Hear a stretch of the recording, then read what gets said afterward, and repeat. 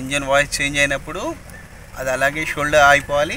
Break వదిలేయి, etcetera race చోలకి వినిపించాలి. Raise చేయి. ఇంకా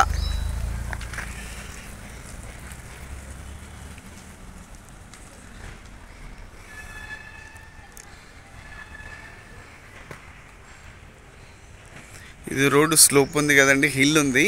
క్లచ్ నొక్కి బ్రేక్ నొక్కేస్తే బ్యాక్ రివర్స్ వస్తూ ఉంటుంది. గేర్ బండికి క్లచ్ తోటి చాలా దీని బెనిఫిట్స్ దీనికి ఉన్నాయి, ఆటోమేటిక్ బెనిఫిట్స్ ఆటోమేటిక్ ఉన్నాయి.